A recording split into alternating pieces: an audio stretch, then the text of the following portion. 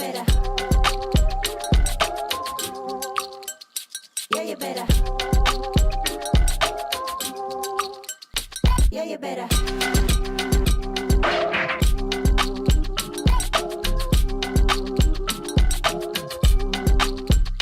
Yeah, you better.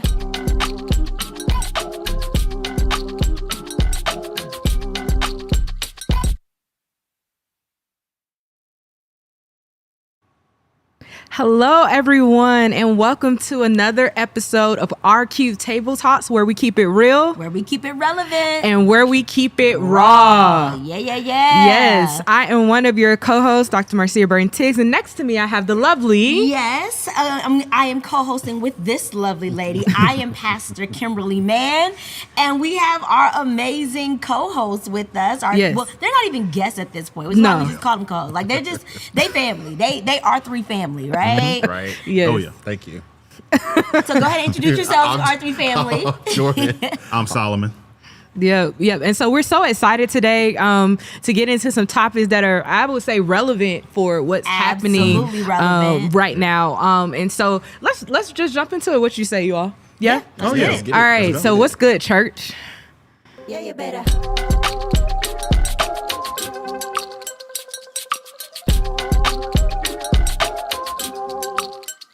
Yeah, you better.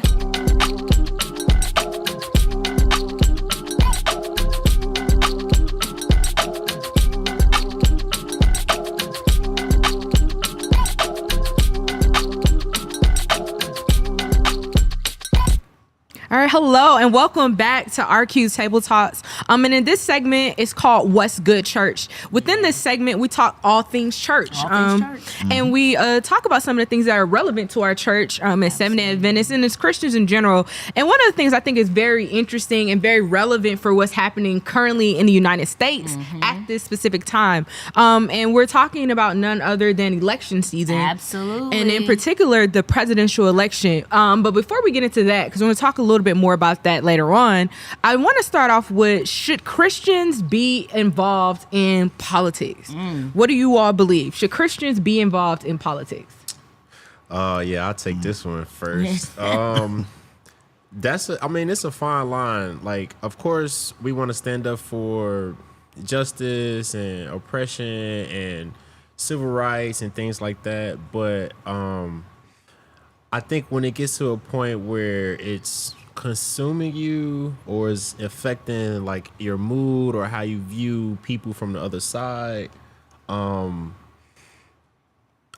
think it has to be some type of guidance there. It has to be some type of like, I don't know, because I know in the circles that I'm in, like at the barbershops or wherever, like people will really get roused up about Trump supporters, and they would say things like, man, if only they'd just do the, like, it's us versus them. And my approach was like, hey, well, it's not my approach. Like, I was influenced in a way where it's like, well, God died for them too. So you can't be so biased. So like how Jonah was like, yo, go preach to the Ninevites. And he's like, yeah, I don't want to preach to them because I hate them. And then they're the ops. They're the enemy. So the guy's like, bro, like, I saved them too. Like, I'm trying to save them. Like, you can't just be in your own little bubble. So I feel like sometimes, yeah, I don't want to be in a bubble, but I like being in a bubble.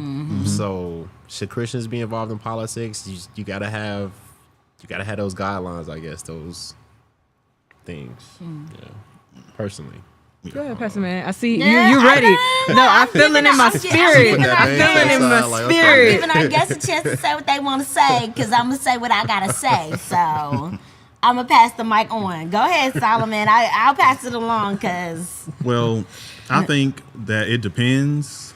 I believe Christians should be involved in social justice. I don't necessarily know about politics, because politics can get messy and dirty, and it can kind of corrupt you and change and conflict with your beliefs. But I believe in social justice, though. I don't believe in so much politics, or all of it anyway. So, yeah. Okay. Go ahead, Pastor. You ready now? You ready? So I absolutely believe that Christians should be involved in politics. How can you be a Christian and not be involved in politics? I know that there's this thing we talk about, separation of church and state, and that separation comes to how state enforces what the church does, right? But that doesn't Correct. mean that as a church, we should just be silent in the things that have to do with our day. When we think politics, so often we think of like Trump versus Kamala, or we think of, an election race that's happening worldwide or whatever. But you know that politics are the garbage being picked up in your neighborhood. Politics is the school zones that your kids are allowed to go to. Politics is the curriculum that they're teaching at your high school or at your university. Like, all of these things are politics. When we take a hands-off approach, we are essentially letting somebody else dictate how we live our lives. And so that's why I think it's so important, even in our just general atmosphere. We have to teach our kids how to vote, not just in presidential elections, but the local elections. These things matter. Then we want to, Dr. King. Y'all want to crucify Dr. King. Because Dr. King was a Christian who was involved in politics, and essentially they assassinated him. But the church was a central point in the political movements that affected positively the rights of African Americans. That's true. So if you we talk about the 16th Street Baptist Church, we talk about in Birmingham. Where the AME Children's March, Church, yeah. the AME Church. Churches were central points where people involved in politics could meet to rally around the important points that help further the gospel, because human beings deserve rights. So I think if you take the Christian out of the politics, I think that you do a disservice to what God called us to do. Do justice, walk humbly with other people. So you can do politics and still walk humbly. You can do justice and still love mercy. You can still be a Christian and still say, I don't think it's right that black people and white people can't vote, or whatever it may be. But that's my stance. I think that Christians who don't do politics are doing a disservice to the gospel. Yeah, I think it's a matter of miseducation. I think a lot of times, Go ahead, teacher. I think a lot of times when you talk about politics, when you talk about law, there's this negative connotation that's associated with it. Specifically, like you said, the whole separation of church and state. I think people take the degree of that too far, in the sense that they feel like because church is one thing and state is another, that we should have no parts in state. And that's simply not the truth at all. When you look at our country and what it was founded upon, it technically was founded upon ensuring that people had religious freedoms and liberties. When you look at the Constitution, and you can fact check this, and I encourage you all to do it, parts of the Constitution come straight from the book of Deuteronomy in the Bible, literal verbiage. So history repeats itself. There's nothing new under the sun. But when I talk about miseducation, let's go back to biblical times. Let's go back to the actual Bible. All the way back. When you look at the Bible, who were in charge? The church leaders actually were in charge of how things ran within their territories and regions. And so you have to deal directly with that. When you look at Moses, when you look at, every great leader, it dealt with something that touches on something that was political in nature. So I do think that that's one thing. And then another thing I would like to add is that when you're talking about law and politics and social justice, even, there is no separation at all, because the laws affect what happens to people in every aspect of their life. Absolutely. Who are the people that make laws? Legislatures. How do legislatures get in office? They're voted. Most of them. Some might be appointed.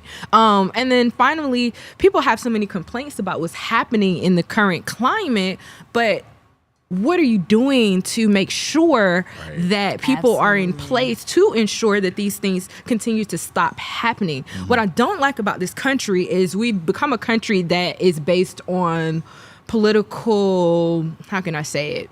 Not even political, based on party.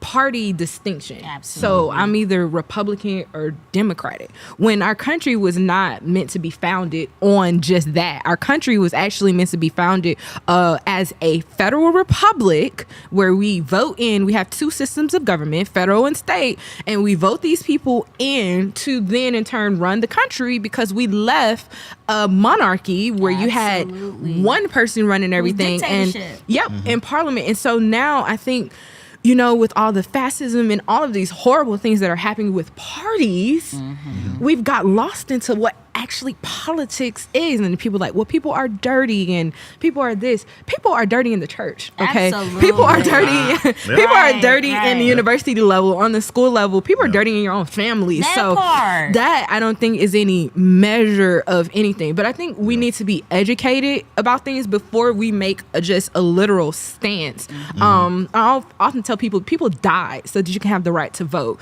People died so that you can have the right to participate in politics, especially not just Christians, but especially as Black or African American Christians.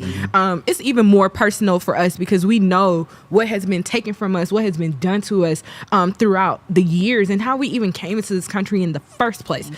So I think it's very important. But before, I would encourage everybody, before you actually make a decision on whether you participate in the political arena or not, study on it, educate yourself, pray about it, and ask God what direction he would want you to take. Because let me tell you, folks, as we see Revelation and Daniel and all these prophetic things happening, it's going to come to a point where we're going to need to know what we believe, know where it's found, and somebody's going to have to stand up for what is right. Absolutely. In a very public manner. And then always like to end with this.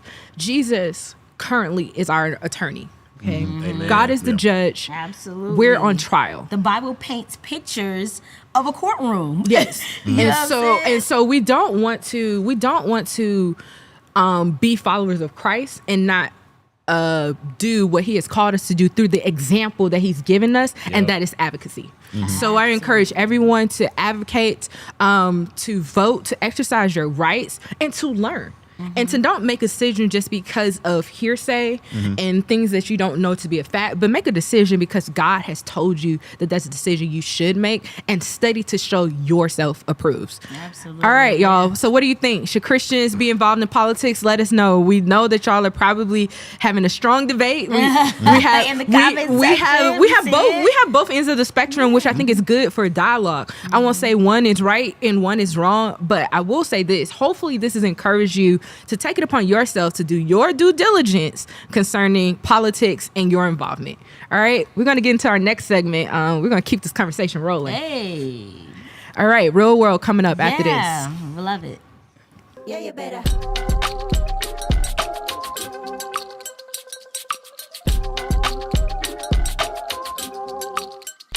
Yeah, you better.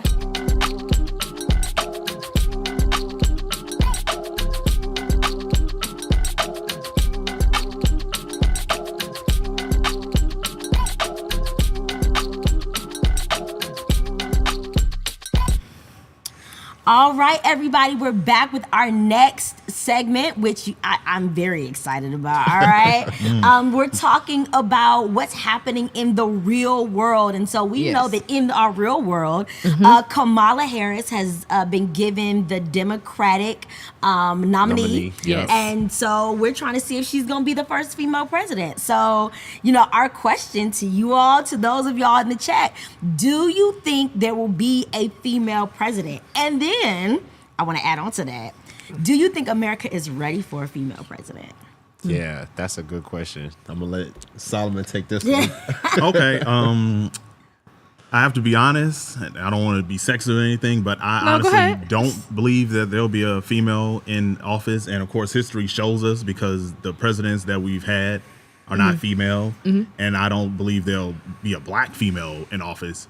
I did think it was going to be Hillary Clinton, but she didn't make it. So if she didn't make it, I don't think anyone else has a chance to make it. So I don't think so. I don't believe so. Okay. I would have to agree with you, Solomon. I would love to see a black female leader course. for our country. Like, but honestly, I don't think America's ready for that. Nah. Like, Obama being black was the first hurdle to cross. We crossed it, and I don't think America is ready for that to be hit again, because Obama's approach was like, his agenda was, okay, I'm gonna take race off the table. I'm coming to you as a American, not as a black person trying to lead America. I'm coming to fellow Americans as an American. These are the things that I'm trying to help. I think so far America has so motivated this climate for Kamala, in the sense that she's a black woman trying to fight for black rights. And I think that's why Shirley Chisholm didn't win, because her agenda was, I'm trying to help the black people. And America as a whole wasn't ready for that. They were like, no, you're too racially motivated. And I think America and media has set that tone over Kamala as being racially motivated just because she's a black woman. Am I ready for her? Of course. But is America ready for her?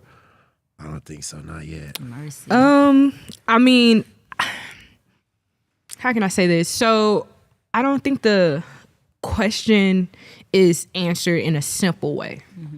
I think that what you all said is true. I mean, if we look at history, we've never had this level of female leadership at all. So I agree with that 100%. We're also in a very much so race conscious climate, especially with social media and videos and all of these issues that have been happening. But I think we have to remember how presidents are elected.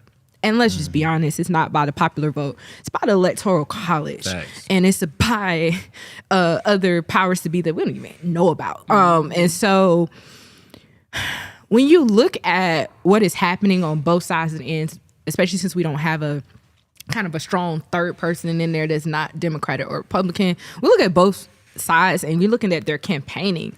Right now, if I just be honest, Kamala Harris campaigns her vice president choice, her the DNC's rally and nomination programming is all looking a lot better than the Republican side of things right now. I mean, Trump is just really like going in a terrible downfall Flailing. in the media. Yes. So I don't know if this is going to, impact the way things turn out. I do think it will be a close call. I don't think it's going to be some like overrushing. Oh yeah, it's going to be all the votes go. I do feel like we can get to a 49-50 split or that 51-48 split.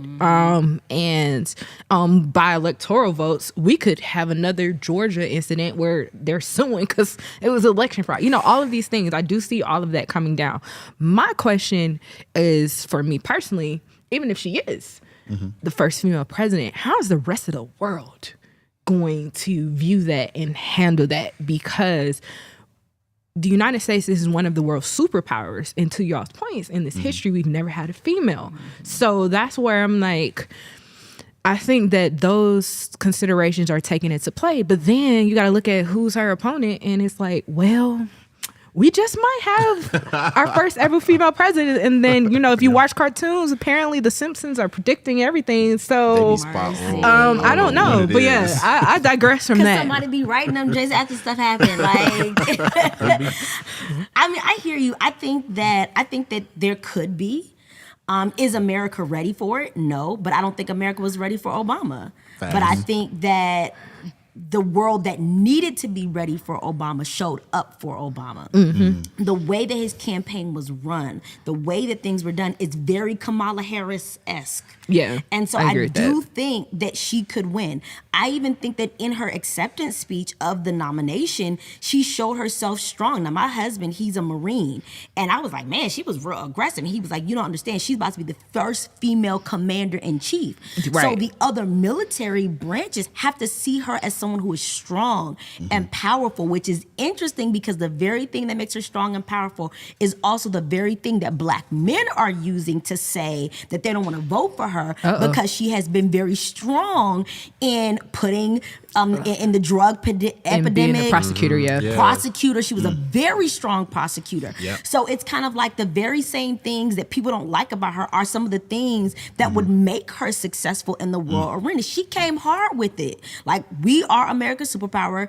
Don't mess with us. But I also think that the Trumpness that he has spewed has called for the world to now be like, this is ridiculous. Like, this can't be. And so I think even that may help Kamala to some degree, that, you know what I'm saying? I think the world is just, women in the world are tired of what we've been giving. Okay? We're ready for a new menu. Okay? No shade. No shade, but we tired of what we've been served. And so I think that it could, I mean, when you look at Stacey Abrams and some of the other women who weren't supposed to be in power, but did very well during election season. So I think we could do it. Like I said, I agree. I think it's going to be very, very close. But I think ready or not, the day has come. So I think it exposes how people really feel, though. Because the people who are saying they don't want a female president, I just truly believe, I think they also have some unexposed implicit bias. Well, of course. I mean, and I think that's why they're gonna, hopefully not, but I think that's why a lot of the votes are probably gonna sway toward Trump, because Trump reflects what the majority of Americans want. Unfortunately, us versus them is one thing, but like you said, the educated group is not a lot of those numbers. Yeah, it's a lot of. I pick up what you put down just now. So, well, the problem is, to your point, Jordan, the educated, or the groups that Obama won, the groups that are not just your standard white male that's older, or standard white woman that's older, or races, any races that's older or more conservative, traditional, they're not really putting out where they're headed just yet. They're leaning a certain way, but to your point, we don't know how this could flip.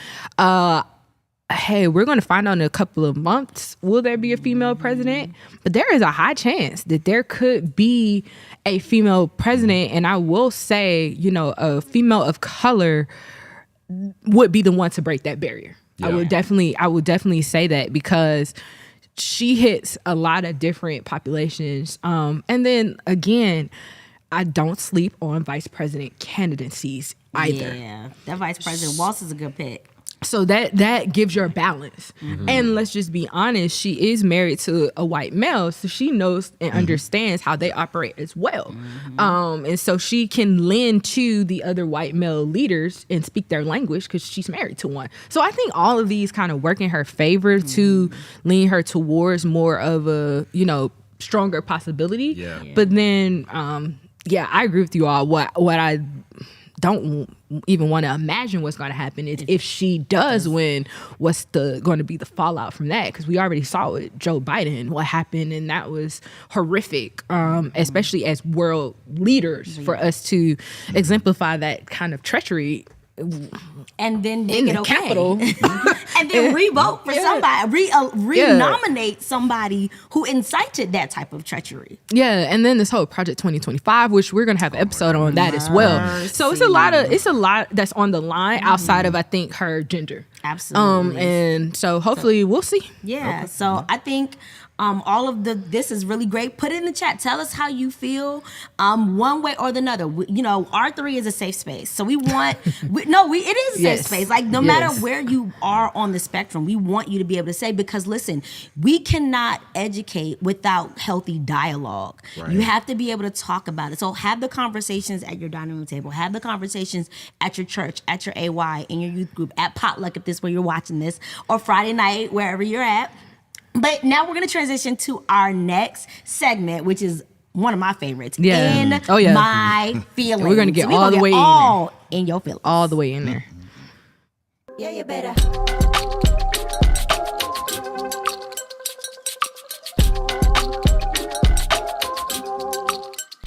Yeah, you better.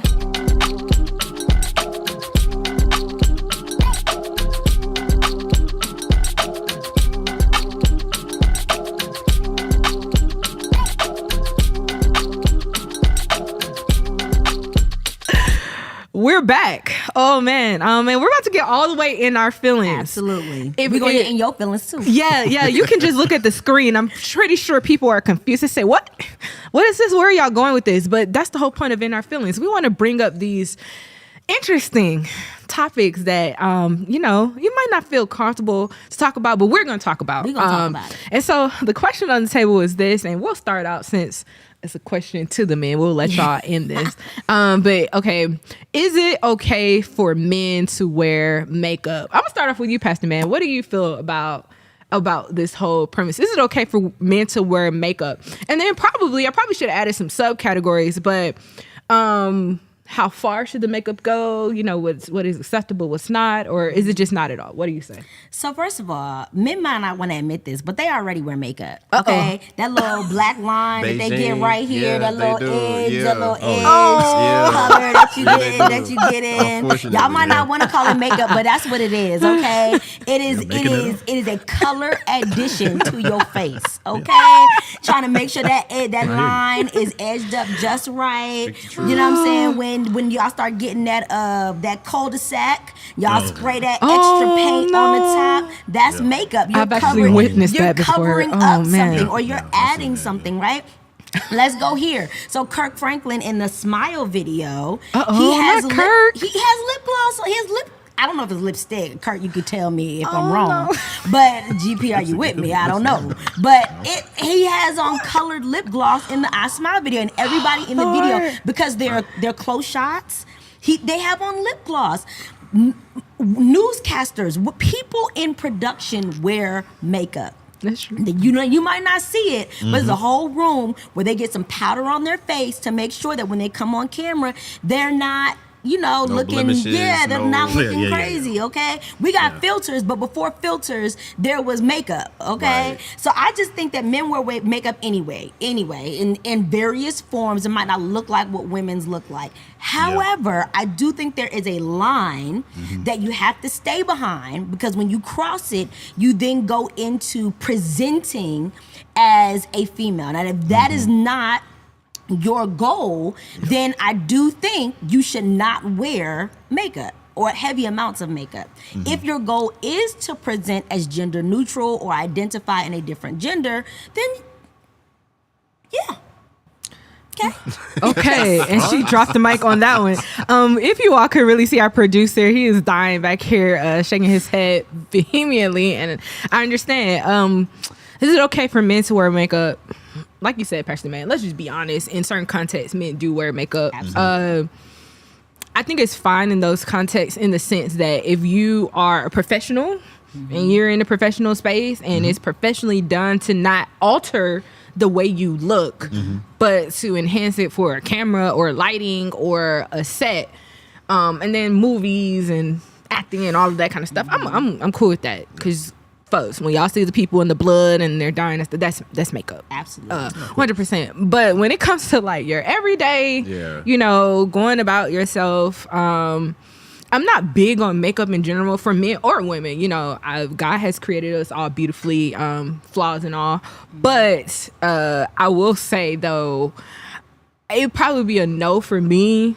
Just on your everyday, just going around, that's a no. I mean,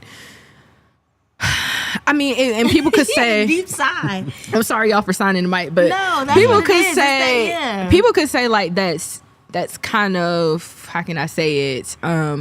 Not contradictory, but y'all know what I'm trying to say. Essentially, like, women do it, so why can't men do it? I mean, that's true. That's why I really, that's why I'm really like, that is true. Women do wear makeup. But I do think, though, it depends on the presentation that you're trying to give. And I believe that we're all beautifully and wonderfully created, and we're creating the image of God, and that we should appreciate what God has given to us. I'm gonna just stop, Because I know some men that got better lashes than me. 100%. Beautiful or lashes. natural eyeliner, or yes. perfectly arched eyebrows. Like, I have several Perfectly friends arched. that have like very nice thick arch eyebrows. But if you so was a pharaoh, you wear makeup. that's true. Right. I'm just saying, Yeah. it may be Right. cultural. It might be It cultural. might be cultural. That's another one as well. All right, Solomon. Which Yes and no. Because to what everyone said, of course, in ancient Egypt, men wore makeup. In certain cultures, Native Americans, they have on their face paint, they have on makeup, and I think makeup is okay depending on, I guess, what you're doing with it. Like, if you're a news anchor, of course you're gonna have on makeup because you got to be camera ready. And like, if you're an actor, well, you're gonna wear makeup anyway. You're probably gonna be in a costume. You're probably gonna have like face and coloring and all that stuff on you. So only in those settings, but just on a regular day wearing makeup and eyeshadow and all that stuff, just walk down the street. No, I mean, you need to look like a man. So, but outside of that, I wouldn't agree with makeup. No. Yeah, I'm gonna just jump on the bandwagon with the consensus. Like, it's a no for me. Culturally, there are reasons to allow that. Like, okay, events, whatever. I'm in costume for whatever. Well, that kind of sound crazy. In costume for whatever the occasion is.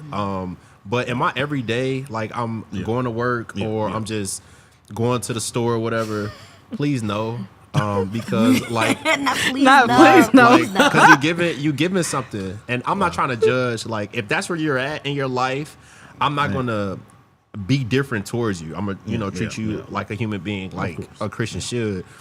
Because I don't know what that person may be going through. I don't know where God is bringing them. I don't know what the Holy Spirit is working on in their life, and I can't judge anybody because that person may end up, saving more people than I ever could in my life, or bringing people to Jesus, at a different level than I ever would or whatever. But, and God would use those type of people. But I don't want to say, I want to polarize them, say those type of people. Like, it's just personal. If you're not doing an event, an occasion where, like Solomon said, the lady said, you're not getting camera ready, because those HD TVs, this technology would pick up on stuff that you didn't even know was there. But, if it's not something like that, and you're just a regular, I'm going to beautify myself, or I'm just vain like that, or I feel like. But wait. So men don't regular beautify themselves for church? Like, like y'all don't be at church filling in them little graves. They shouldn't. I don't. With the extra color. They do. You don't. But men do. Like, they got whole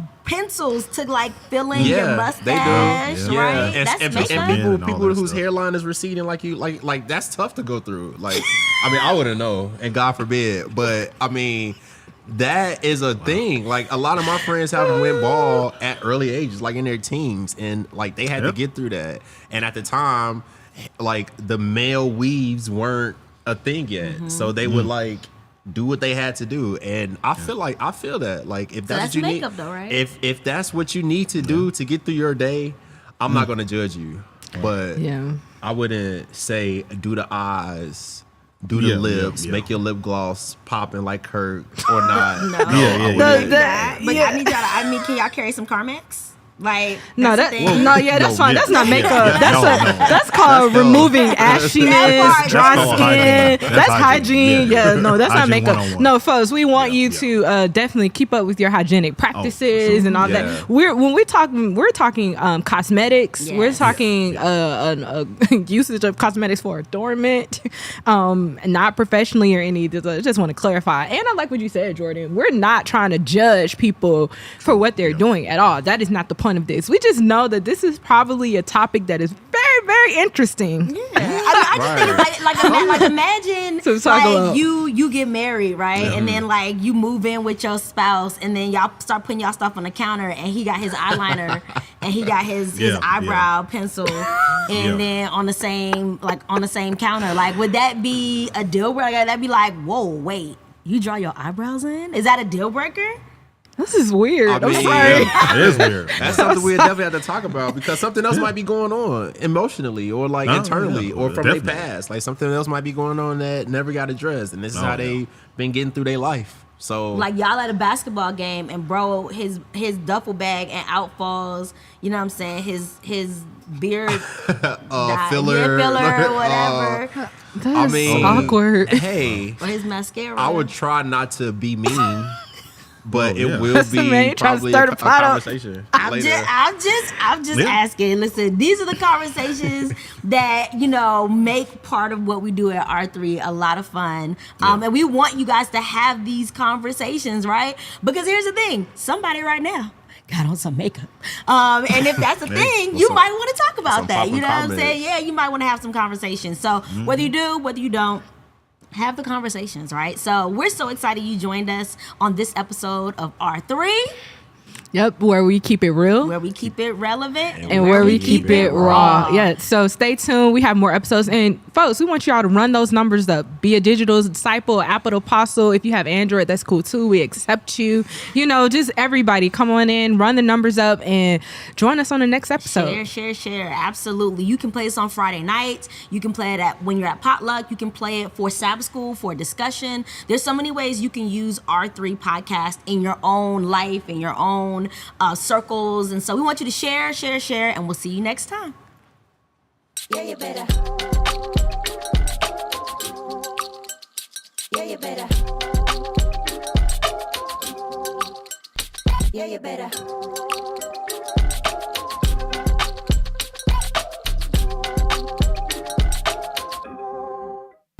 Yeah, you better.